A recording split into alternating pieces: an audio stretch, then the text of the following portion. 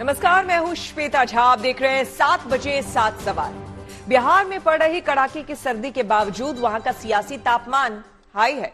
पिछले 2-3 दिनों से जो संकेत मिल रहे हैं उसके मुताबिक बिहार में बदलाव की पटकथा लिखी जा चुकी है और अब केवल आखिरी फैसले का इंतजार है। पिछले 24 घंटों में जिस तरह से बिहार में तेजी से घटनाक्रम बदला है, उसके बाद यह अनुमान लगाया जा रहा है कि किसी भी समय बिहार की बाजी पलट सकती है। ऐसे में हमारे आज के 7 सवाल इसी मुद्दे पर होंगे और हमारा पहला सवाल आपको बता दें, आज का हमारा पहला सवाल है, क्या बिहार फिर से है सियासी उलटफेर के लिए तैयार? देखिए, ये जानना बेहद जरूरी है। बिहार के ताजा सियासी हालात पर बात करने के लिए हमारे साथ पटना से सीधे जुड़े हैं हमारे संवाददाता सुजीत झा। तो सुजीत जी, सबसे पहले चूंकि आपकी लंबे समय से आप बिहार कवर कर रहे हैं, देख रहे हैं, वहीं रहते हैं, तमाम जानकारी ग्राउंड की आपको है, तो ऐसे में बता दीजिए कि दोनों खेमों में ये जो मोर्चाबंदी चल रही है, हो क्या रहा है?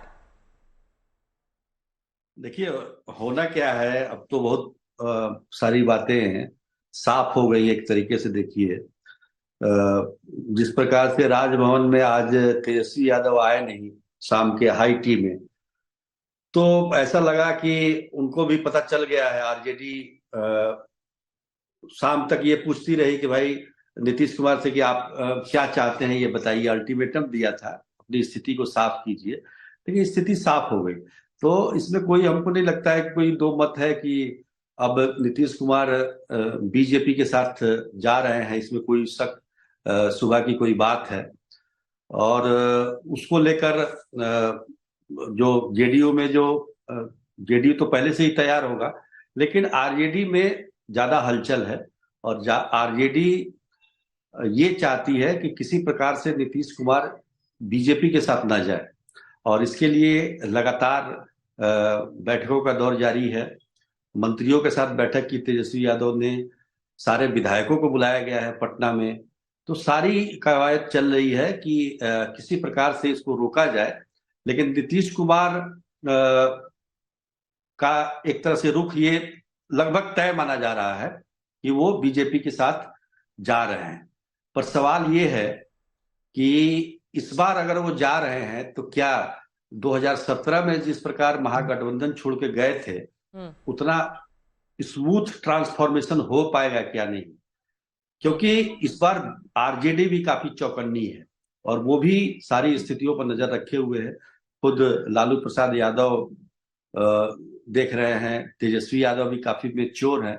इस बार आपने देखा होगा कि बिहार में जो महागठबंधन की सरकार चली, उसमें आरजेडी की तरफ से काफी मैच्योरिटी दिखाई गई। कई ऐसे फैसले हुए जो उसके खिलाफ थे। 28 तारीख को जेडीयू की तरफ से मीटिंग भी बुलाई गई है। आप बने रहे हमारे साथ सुजीत जी। इस बीच आपको हम बता दें कि देखिए, नीतीश महागठबंधन को छोड़ने का मन बना चुके हैं। जैसे कि जितनी भी खबरें सामने आई है उसके मुताबिक ये लगभग तय है। ऐसे में बिहार में चल रही महागठबंधन की सरकार का फिर गिरना तय हो चुका है। लिहाजा नीतीश के बिना भी लालू विधानसभा में बहुमत साबित करने की कोशिश कर सकते हैं। तो इसी से जुड़ा हुआ हमारा दूसरा सवाल है। हमारा दूसरा सवाल है कि बदलते सियासी समीकरणों में कितनी अहम होगी स्पीकर की भूमिका? सुजीत जी, यहां पर आप बने हुए हैं हमारे साथ। सुजीत जी, जरा ये बताइए कि स्पीकर का रोल यहां पर जाहिर सी बात है बहुत इंपॉर्टेंट हो जाता है, अगर यही जो हम समझ रहे हैं जिस तरह से, क्योंकि अब तो महज औपचारिकता मात्र बाकी है, ऐलान ही बस करना है कि भाई अब हम जेडीयू जो है वो बीजेपी के साथ जा रही है, तो ऐसे में स्पीकर काफी अहम हो जाएगा। देखिए, क्या है कि स्पीकर का महत्व तो बहुत ज्यादा है। 2017 में जब महागठबंधन छोड़ के नीतीश कुमार बीजेपी के साथ गए थे, तो उस समय स्पीकर उनके अपने थे, जेडीयू के स्पीकर थे विजय इस बार आरजेडी के हैं, और इस बार आरजेडी के हैं। तो निश्चित तौर पर ये एक बड़ी हम कह सकते हैं कि स्पीकर की भूमिका महत्वपूर्ण होती है। उत्तर प्रदेश की हम बात करें, जब कल्याण सिंह का जो मामला था उसमें अगर देखा जाए, तो कहने का मतलब ये है कि दूसरी बात, ठीक है, स्पीकर महत्वपूर्ण है। दूसरी बात क्या है, इस बार जो मैंडेट आया था 2020 के चुनाव में, उसमें बहुत ज्यादा के बहुमत का अंतर नहीं है दोनों में। जो एनडीए है और जो आरजेडी है उसमें बहुत ज्यादा अंतर नहीं है। बहुमत के काफी करीब आरजेडी भी पहुंचा था, महागठबंधन भी पहुंचा था। तो अगर आंकड़ों की बात करें तो 114 विधायक आरजेडी के साथ हैं, 122 उसको चाहिए। तो 122 पूरा करने के लिए बिना तोड़ फोड़ के कुछ होगा नहीं। एक मान लीजिए अगर वो यहां तक की खबर आ गई, मतलब ये हवा की ही खबर है, अफवाह ही है जी, ये नीतीश कुमार को रोकने के लिए जीतन राम मांझी को भी मुख्यमंत्री का ऑफर दे सकती है आरजेडी, क्योंकि 4 विधायक हैं उनके साथ। बिल्कुल। तो 18 हो गए। फिर एक निर्दलीय है सुमित सिंह, एक ओवैसी के पार्टी के हैं, 20 हो गए। 2 बचते हैं, 2 कहां से आएंगे? तो उसमें भी कहा जा रहा है कि जेडीयू के कुछ जो विधायक हैं, 2-4 विधायक ऐसे हैं जो असंतुष्ट हैं, उनको कोशिश की जा सकती है। तो वो कर सकते हैं, तो वो भी कोशिश हो रही है। तो बिल्कुल। तो अभी फिलहाल न सिर्फ बिहार में बल्कि सुजीत जी पूरे देश में देखिए, ऐसे तो ठंड से सभी बेहाल है, लेकिन ये जो सरगर्मी बढ़ी है पटना से लेके दिल्ली तक, अभी फिलहाल ये थमने का नाम नहीं ले रही है। आगे भी आपसे जानकारी लेंगे, फिलहाल बहुत शुक्रिया आपका। और नीतीश और लालू के रिश्तों में तल्खी पहले कुछ समय से थी, लेकिन कल रोहिणी ने जिस तरह से नीतीश पर हमला किया, उससे दोनों के बीच की दूरी दरार में तब्दील हो गई। आज भी नीतीश और तेजस्वी एक मंच पर दिखे जरूर, लेकिन दोनों के बीच बात तक नहीं हुई। हमारा तीसरा सवाल इसी से जुड़ा हुआ है। हमारा सवाल है कि क्या रोहिणी के ट्वीट में लालू नीतीश के रिश्तों में आई दूरियों का ऐलान था?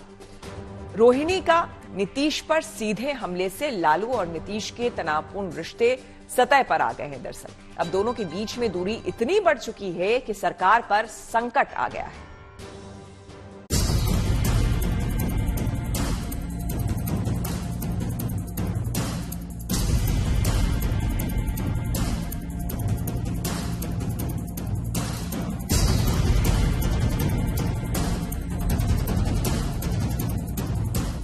अगस्त 2022 में बीजेपी को छोड़कर लालू के साथ मिलकर सरकार बनाने वाले नीतीश कुमार का मन एक बार फिर से डोल गया है।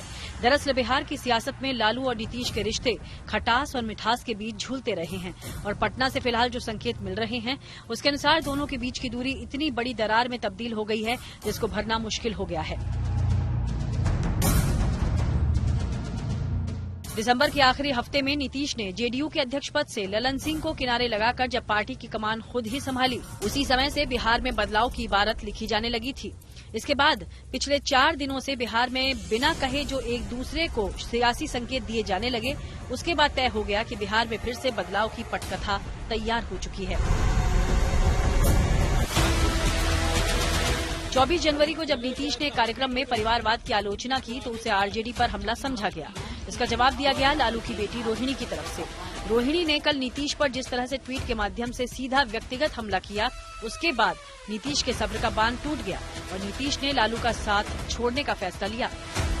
राजनीति में कोई दरवाजा परमानेंट बंद नहीं होता, आवश्यकता के अनुसार दरवाजा खुलता रहता है, बंद होता रहता है। अगर आवश्यकता पड़ेगी तो दरवाजा खुल जाएगा, अगर आवश्यकता नहीं पड़ेगी तो दरवाजा बंद रहेगा। इसलिए तो समय आने पर सारी जानकारी मिलेगी। रोहिणी के ट्वीट का असर गठबंधन के रिश्तों पर तुरंत दिखा। कल कैबिनेट की बैठक 15 मिनट में खत्म हो गई। बैठक के बाद भी नीतीश और तेजस्वी ने अलग अलग रास्तों का रुख किया। हालांकि आरजेडी और जेडीयू के बीच ऑल इज वेल का दावा किया गया, लेकिन दोनों पक्षों की तैयारियों से साफ हो गया कि अब सुलह की गुंजाइश बची नहीं है। यकीनन भारतीय जनता पार्टी के शीर्ष नेतृत्व से मौजूदा परिस्थितियों पर चर्चा भी हुई है, पर मुझे लगता है कि जब तक सारी चीजें एक बार क्लियर नहीं हो जाती, किसी भी तरीके की कोई भी टिप्पणी करना उचित नहीं होगा। जो भी होगा मैं इतना जरूर मानूंगा कि वो प्रदेश हित में होगा। आज गणतंत्र दिवस कार्यक्रम के दौरान नीतीश और तेजस्वी के बीच की दूरी ने नीतीश और लालू के रिश्तों में खटास पर मुहर लगा दी। दोनों नेता एक मंच पर बैठे रहे, लेकिन 1.5 घंटे के कार्यक्रम के दौरान दोनों के बीच किसी तरह की बात नहीं हुई। रिश्तों में बढ़ते तनाव के बीच जेडीयू और आरजेडी दोनों ने सभी विकल्पों को लेकर अपनी तैयारी शुरू कर दी है। जेडीयू ने अपने सभी विधायकों को पटना बुला लिया है, तो दूसरी तरफ आरजेडी ने भी कल अपने विधायकों की बैठक बुलाई है। फिलहाल बिहार के सियासी गणित के अनुसार 243 सीटों वाली विधानसभा में अभी आरजेडी के पास 79 सीटें हैं, बीजेपी के पास 78 सीटें हैं, जेडीयू के पास 45 सीटें, कांग्रेस के पास 19 सीटें, लेफ्ट के पास 16 सीटें, एचएएम के पास 4 सीटें और एआईएमआईएम और साथ ही निर्दलीय के पास 1-1 सीटें हैं। नीतीश के एक बार फिर से एनडीए में वापस लौटने की संभावना जताई जा रही है, लेकिन नीतीश के इस फैसले से एनडीए के उन सहयोगियों की धड़कनें बढ़ गई हैं जो नीतीश की अनुपस्थिति में बीजेपी के साथ बिहार में कदमताल कर रहे थे। हमारा चौथा सवाल इसी से जुड़ा हुआ है और हमारा सवाल है कि नीतीश के पाला बदलने से बदलेगी बिहार में गठबंधन की तस्वीर? इसके बारे में ज्यादा जानकारी दे रहे हैं हमारे संवाददाता शशि भूषण। सियासी चाल से सबको चौंकाने वाले बिहार के मुख्यमंत्री नीतीश कुमार ने जो चाल चली है, उसके बाद अब एनडीए गठबंधन के अंदर जो सहयोगी दल भारतीय जनता पार्टी के हैं उनका क्या होगा? उपेंद्र कुशवाहा, जिन्होंने नीतीश कुमार की पार्टी को अलविदा कहा, अपनी नई पार्टी बनाई, जीतन राम मांझी, जिन्होंने नीतीश का साथ छोड़ा और इस वक्त बीजेपी के साथ हैं, चिराग पासवान, जिनके ऊपर यह आरोप लगता रहा कि पिछले विधानसभा चुनाव में चिराग की चाल से नीतीश के विधायकों की संख्या कम हो गई। इन तमाम नेताओं के लिए क्या नीतीश की वापसी सहज होगी?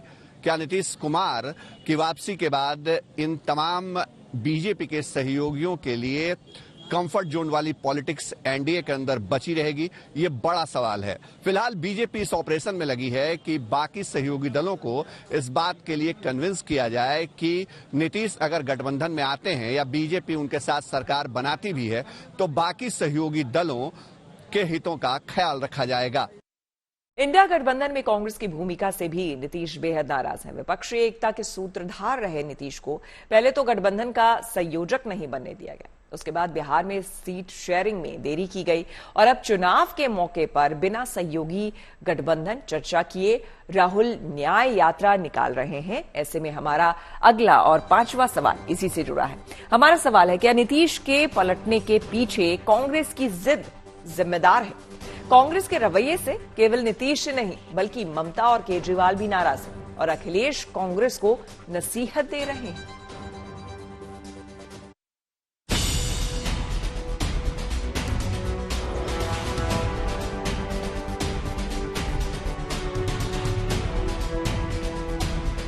नीतीश ने जब बीजेपी को छोड़कर विपक्षी खेमे का हाथ थामा तो उनकी नजर बिहार की राजनीति के साथ साथ देश की सियासत पर भी थी।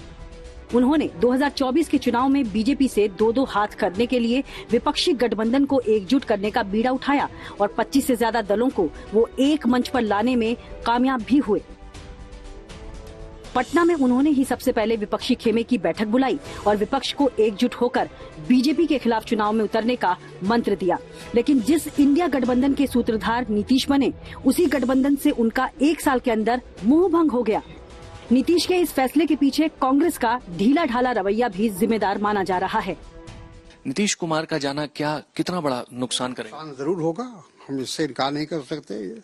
जो जैसा हमने कहा कि नीतीश कुमार जी इस गठबंधन के, इंडिया गठबंधन के वो सूत्रधार थे, उनके इनिशिएटिव पर सब कुछ हुआ था और अगर वही चले जाएंगे तो उसका नुकसान तो होगा। जिस गठबंधन को नीतीश एकता से सूत्र में पिरोने की कोशिश कर रहे थे, उस गठबंधन की सबसे बड़ी साझीदार कांग्रेस ने नीतीश को उनका हक देने से मना कर दिया। नीतीश इंडिया गठबंधन के संयोजक पद के दावेदार थे, लेकिन उनकी दावेदारी को गठबंधन की बैठकों में बार बार खारिज किया जाता रहा।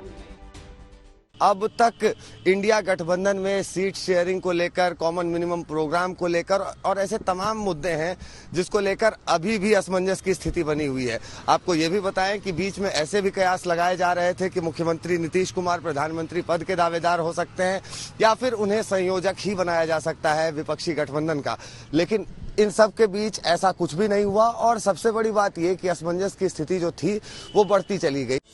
गठबंधन के बनने के बाद जब कांग्रेस बड़े भाई और गठबंधन की अगुवाई का संकेत देने लगी तो नीतीश की त्योरियां चढ़ने लगी और जब ये तय हो गया कि कांग्रेस फिलहाल तो नीतीश को गठबंधन की कोई जिम्मेदारी देने से परहेज कर रही है, तो नीतीश के सब्र का बांध टूट गया।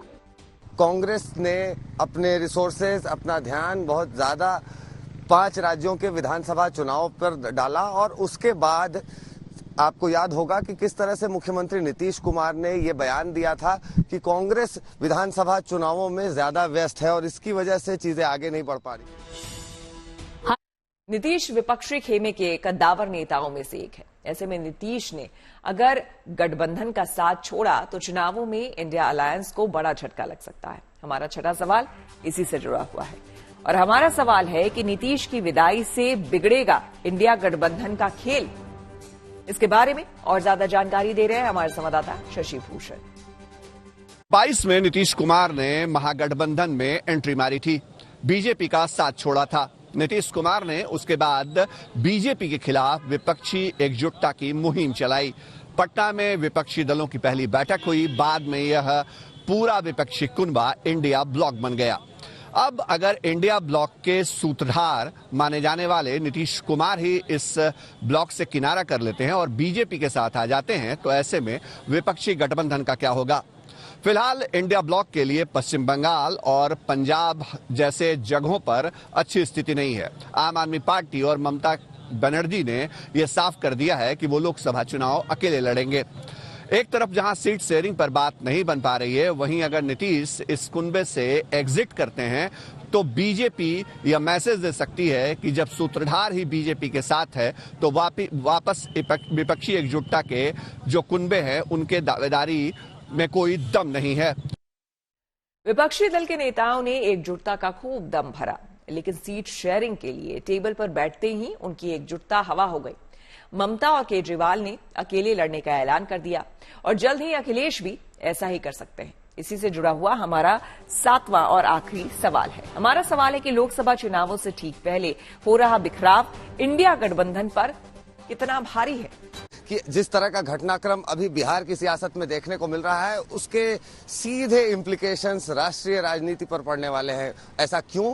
ये इसलिए क्योंकि बिहार में जो महागठबंधन के घटक हैं वही ज्यादातर घटक आगे बढ़कर इंडिया गठबंधन बनाते हैं और इन सब के बीच जहां एक तरफ ममता और केजरीवाल ने साफ तौर पर अपने अलग होने की बात कर दी और अकेले चुनाव लड़ने का ऐलान कर दिया, वहीं दूसरी तरफ अखिलेश यादव ने आज इंडिया टुडे से हुई अपनी बातचीत में साफ तौर पर यह कहा कि अगर नीतीश कुमार को प्रधानमंत्री का दावेदार बनाया जाता तो वो हो सकता था। और सबसे बड़ी बात उन्होंने ये कह दी कि कांग्रेस को और प्रॉम्प्ट रहने की जरूरत थी। तो इसी के साथ 7 बजे 7 सवाल में मेरे यानी कि श्वेता झा के साथ फिलहाल इतना ही। देश दुनिया के तमाम पॉजिटिव खबरों के लिए देखते रहिए गुड न्यूज टुडे।